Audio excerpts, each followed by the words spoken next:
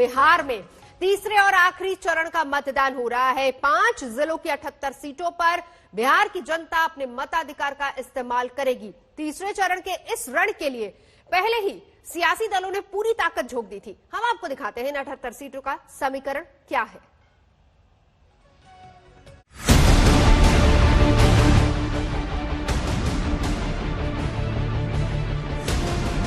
आज की सुबह बिहार के भविष्य की बुनियाद रचने वाली सुबह है। आज बिहार के मतदाता लोकतंत्र के पर्व के अंतिम चरण में मतदान करेंगे। वो मतदान करेंगे बिहार के भविष्य को बेहतर बनाने के लिए। आज अंतिम चरण का चुनाव है। 15 जिलों की 78 सीटों पर मतदान होंगे। इनमें 65 सामान्य सीटें हैं, जबकि 13 आरक्षित सीटें हैं। तीसरे चरण में कुल 1204 उम्मीदवार मैदान में हैं। अगर समझा जाए कि इन 78 सीटों पर 2015 में किसका जलवा रहा है, तो 78 सीटों में जेडीयू ने 23 सीटों पर जीत दर्ज की थी। आरजेडी ने 78 में से 20 सीटें जीती थी। 78 सीटों में बीजेपी के खाते में 20 सीटें गई थी। कांग्रेस ने इन्हीं 78 सीटों में 11 पर जीत दर्ज की थी। मगर पेच ये है कि 2015 में जहां नीतीश कुमार, आरजेडी और कांग्रेस ने मिलकर चुनाव लड़ा था, वहीं 2020 में नीतीश कुमार के खिलाफ आरजेडी, कांग्रेस के साथ साथ चिराग पासवान भी चुनौती बनकर खड़े हैं। ऐसे में 2020 का विधानसभा चुनाव नीतीश कुमार के लिए 2015 के मुकाबले ज्यादा मुश्किल है और ऐसे में अपनी सीट बचा पाना उनके लिए बहुत बड़ी चुनौती। बात अगर तीसरे चरण में वीआईपी चेहरों की हो, तो ऐसे कई चेहरे हैं जिनकी किस्मत का फैसला इसी तीसरे चरण में होगा। सिमरी बख्तियारपुर सीट से वीआईपी पार्टी के मुखिया मुकेश सहनी मैदान में हैं। उनके सामने आरजेडी के यूसुफ सलाउद्दीन हैं। सुपौल सीट से जेडीयू के विजेंद्र प्रसाद यादव हैं।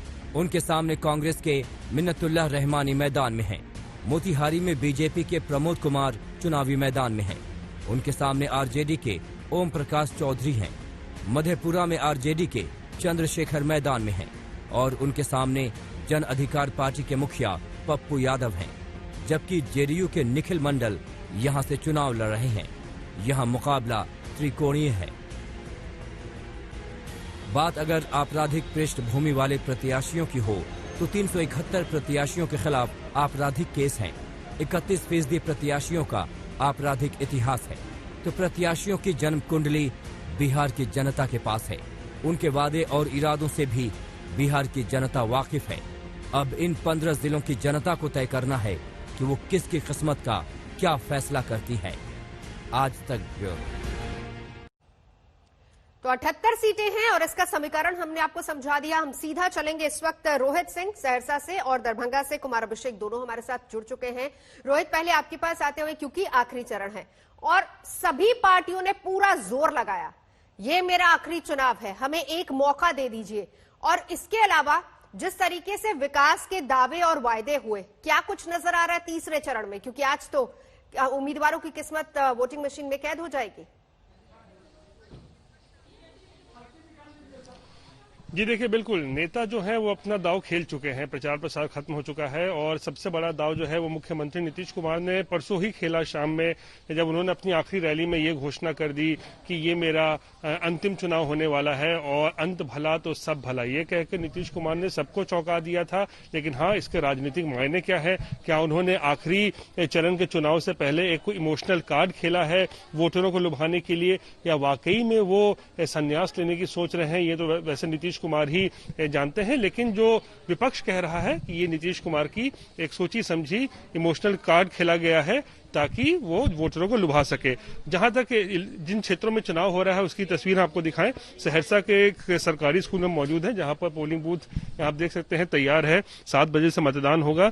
और आज जहां जहां चुनाव हो रहे हैं, ज्यादातर इलाके जो है वो मिथिलांचल क्षेत्र में है। दरभंगा, मधुबनी और फिर कोसी के क्षेत्र में है, सहरसा, मधेपुरा, सुपौल और सबसे महत्वपूर्ण सीमांचल के क्षेत्र में, जो कि मुस्लिम बहुल इलाका है, 40% से 70% मुस्लिम आबादी। तो ऐसे में यादव और मुसलमानों का जो है वो ये इलाका माना जाता है। तो यहाँ पर जो उम्मीदवार हैं इनके भाग्य का फैसला जो है MY समीकरण के जरिए जो है वो ही अक्सर तय किया जाता है। बहरहाल आप यहाँ तैयारियां देख सकते हैं, तैयारियां पूरी हो गई हैं।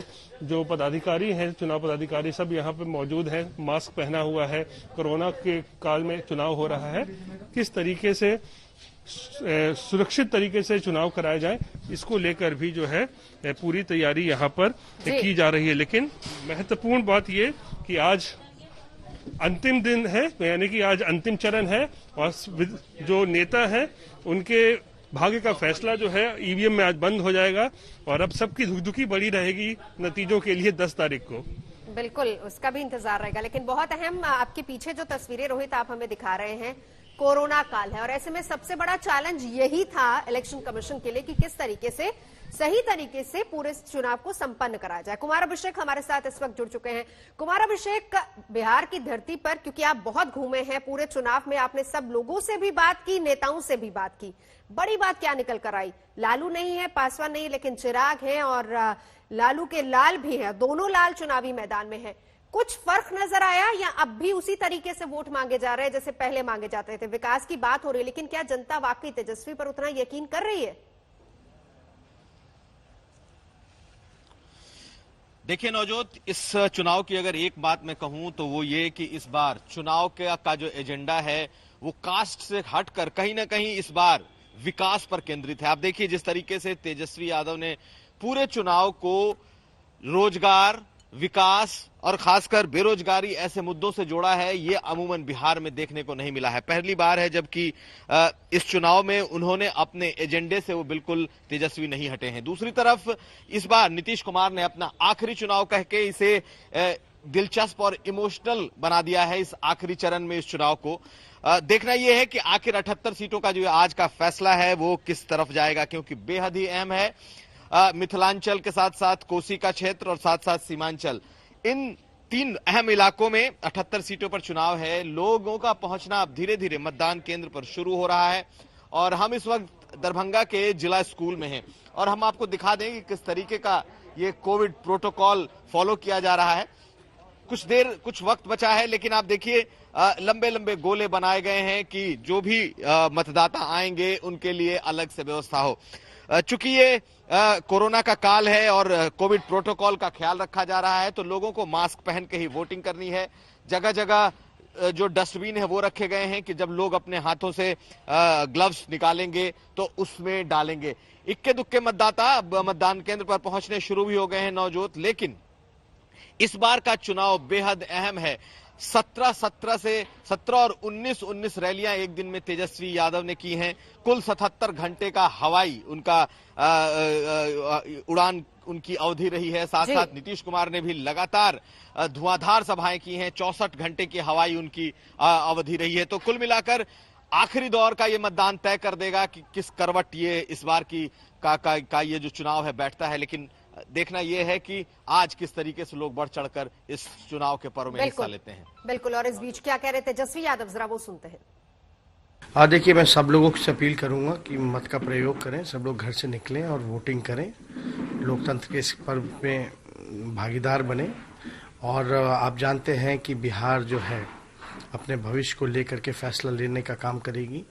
और जहां तक पहले 2 चरणों की बात अगर कहें तो 2 चरण जो है लगभग एक पक्ष मतदान हुआ है। लगभग हम लोगों को 2/3 की ओर जो है बिहार अब तीसरे फेज में बढ़ रहा है। तीसरे फेज में 2/3 की ओर बढ़ रहा है। तो जो बदलाव की जो गंगा का जो बयार था, अब गंडक और कोसी का भी वही हाल है। चरण गए, पूरी उम्मीद वैसे ही है कि उसी तरीके से इस चरण में भी जिस तरीके से भारतीय जनता पार्टी को पिछले 2 चरण में उनको भी अच्छी बढ़त मिली और लोक जनशक्ति पार्टी जिस तरीके से हम लोग को जानकारी सामने आई और हम लोग के प्रत्याशियों का जिस तरीके से 2 चरण में प्रदर्शन रहा, पूरी उम्मीद करता हूं कि उससे बेहतर प्रदर्शन ही हम लोग का तीसरे चरण में भी होगा। मुझे लगता है तमाम इन विषयों को ध्यान में रखते हुए बिहार की जनता मतदान करेगी। बस ये आग्रह इतना जरूर करता हूं कि जरूर निकलें, घर से बाहर जाएं, मतदान करें, आपका अधिकार है, मताधिकार का प्रयोग जरूर करें।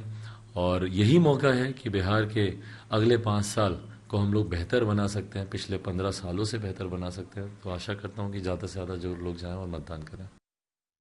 आपकी बार किसका बिहार, ये वो सवाल है जिसका जवाब 10 तारीख को मिल जाएगा। मगर चुनाव परिणाम से पहले चुनाव प्रचार में सभी सियासी दलों ने अपने अपने वायदे जनता के सामने रख दिए। उन्होंने अपने इरादे जनता को बता दिए और साथ ही सबने भरोसा जताया कि चुनाव में जीत उन्हीं की होगी। अब देखना ही है कि बिहार की जनता अब की बार किसे देती है बिहार की सत्ता।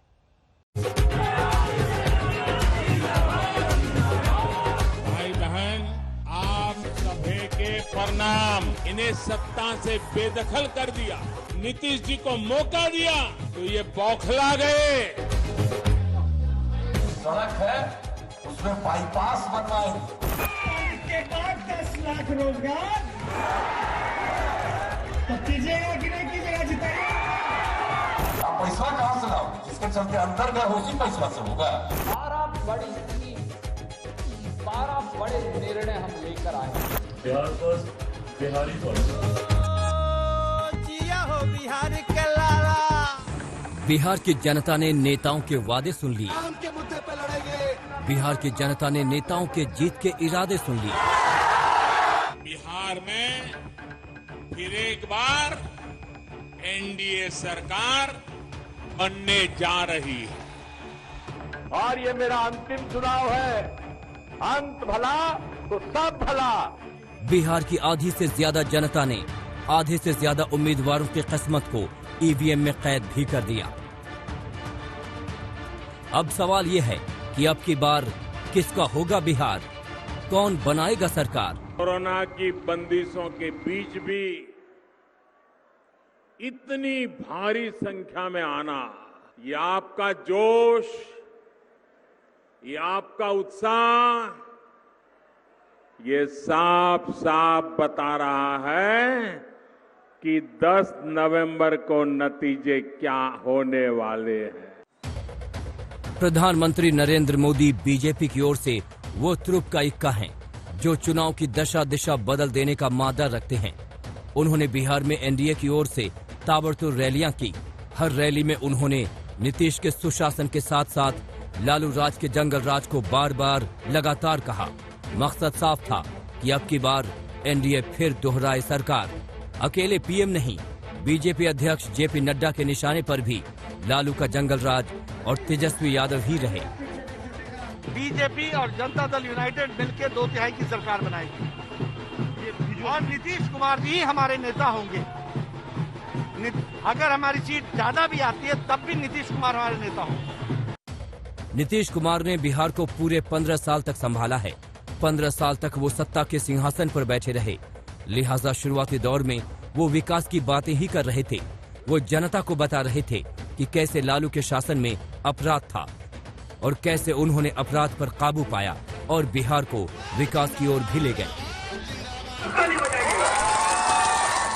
काम होने के बाद कोई अपने घर से नहीं निकल पाता था और जिस तरह से हम सब लोगों को जब आप लोगों ने काम करने का मौका दिया, हम लोगों ने अपराध से छुटकारा दिलवाया, तरक्की के रास्ते पर ले जाने की कोशिश की। इस चुनाव में एनडीए ने पूरा दमखम झोंक दिया, मगर दूसरी ओर एनडीए को परास्त करने के लिए तेजस्वी यादव भी कहीं कमजोर नहीं दिखे। तेजस्वी रैलियों का रिकॉर्ड बना रहे थे। वो ताबड़तोड़ जनसभाएं कर रहे थे और हर जनसभा में भरोसा दिला रहे थे कि अब की बार वही करेंगे बिहार का उद्धार। नीतीश जी को विदाई तय है ना? जब तय है तो हमने भी फैसला किया है कि मुख्यमंत्री रहते पहला कदम अगर मेरा चलेगा तो एक साथ देश के इतिहास में पहली बार 10 लाख नौजवानों को सरकारी नौकरी पहले मंत्रिमंडल की बैठक में। रोजगार के मसले पर बिहार की जनता के बीच उतरे तेजस्वी यादव नीतीश कुमार को थका हुआ साबित करने में लगे थे। उनकी भावभंगिमाएं बता रही थीं कि उनके मन में चुनाव जीतने की तड़प है, मगर दूसरी ओर चिराग पासवान थे। चिराग को अपनी जीत से ज्यादा नीतीश कुमार की हार का इंतजार रहा। अपनी हर रैली में वो सिर्फ नीतीश पर हमलावर रहे।